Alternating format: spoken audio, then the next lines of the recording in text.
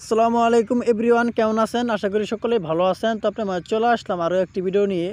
তো আজকের ভিডিওতে আপনাদেরকে দেখাবো হোয়াটসঅ্যাপে কীভাবে আপনি কলার কলার টিউন সেট করবেন।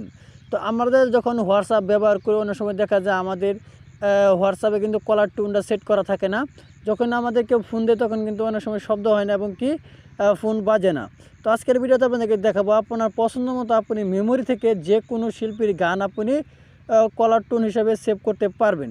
তো কীভাবে সেভ করবেন তো সেই প্রসেসটা কিন্তু আজকের এই ভিডিও দেখে দেবো। তো ভিডিওটা কেউ স্কিপ করবেন না, স্কিপ না করে সম্পূর্ণ প্রসেসটা দেখে থাকুন, তাহলে বুঝতে পারবেন।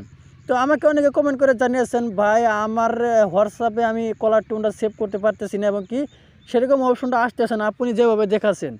তো আমি আপনাদেরকে আগে বলে দেবো, আপনি হোয়াটসঅ্যাপটা যদি অনেক দিন যাবৎ ব্যবহার করে থাকেন তাহলে আপনি প্লে স্টোর থেকে আপনি হোয়াটসঅ্যাপটা আপডেট দিয়ে নেবেন।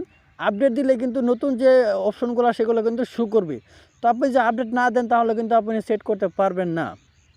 তো কথার বার আপনাকে সোজা ভিডিও মূল ফিরে চলুন, ভিডিওটা শুরু করা যাক। তো আপনি প্রথমে হোয়াটসঅ্যাপটা ওপেন করে নেবেন। তো আমি আমার হোয়াটসঅ্যাপটা ওপেন করে নিলাম। ওপেন করার পরে এরকম একটি ইন্টারফেস আপনাদের মাঝে শো করবে। তো শো করার উপরে দেখেছেন 3 লাইন্স অপশন, এখানে আপনি ক্লিক করে দিবেন। তো আমি এখানে ক্লিক করে দিলাম। এখানে ক্লিক করার পর এখানে দেখছেন আপনি সেটিংস নামের একটা অপশন, এখানে আপনি ক্লিক করে দিবেন। সেটিংসের উপর ক্লিক করার পর কিন্তু আপনাদের মাঝে আবার পুনরায় এরকম একটা ইন্টারফেস শো করবে। তো এখানে নিচে থেকে দেখতে পাচ্ছেন নোটিফিকেশন নামে একটা অপশন আছে, এই নোটিফিকেশনের উপর আপনি ক্লিক করে দিবেন। তো নোটিফিকেশনের উপর ক্লিক করার পর এরকম একটা ইন্টারফেস কিন্তু আবার পুনরায় শো করবে। তো নিচে থেকে স্ক্রল ডাউন করবেন, করার পর এখানে দেখতে পাচ্ছেন আপনি কল রিংটোন। তো এটা কিন্তু আমার ডিফল্ট আছে। এখন আমি এখান থেকে একটি রিংটোন সেট করে মেমোরি থেকে আপনাদেরকে দেখিয়ে দেবো। তো আমি এখানে কল রিংটোনের উপর ক্লিক করে দিলাম। কল রিংটোনের উপর ক্লিক করার পর দেখেন দেখতে পাচ্ছেন আমার মিউজিক ফাইল রেকর্ড এগুলো কিন্তু শো করতেছে। আপনাদের যখন এটা কিন্তু শো নাও করতে পারে, কারণ আপনার হোয়াটসঅ্যাপ যদি অনেক দিন আগের হয়ে থাকে তাহলে কিন্তু এটা শো করবে না। তো আপনি কী করবেন, হোয়াটসঅ্যাপটা আপডেট দিয়ে নেবেন। তো আমার এখানে দেখতে পাচ্ছেন আমি আপডেট দিয়ে আমি কিন্তু হোয়াটসঅ্যাপ যে কোনো জিনিস কিন্তু আমি ব্যবহার করি, যে কোনো সফটওয়্যার। তো আপনি আপডেট দেওয়া হয়ে গেলে আপনি এখানে মিউজিক ফাইল ম্যানেজার রেকর্ড কিন্তু দেখতে পারবেন। তো আমি এখান থেকে মিউজিকের উপর ক্লিক করে দেবো।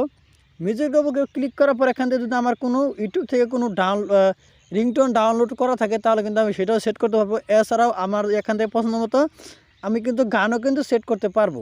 তো যেমন ধরুন আমি এখান থেকে গান একটি সেট করে আপনাকে দেখে দিতেছি। তো আমি যে এই গানটার উপর আমি ক্লিক করে দিলাম, এই যে গানটার উপর এখানে যে প্লাস আইকন এখানে ক্লিক করে দিলে কিন্তু টিক মার বসে যাবে দেখেন। তারপরে উপর দিকে ওকে ওকেতে ক্লিক করে দিবেন।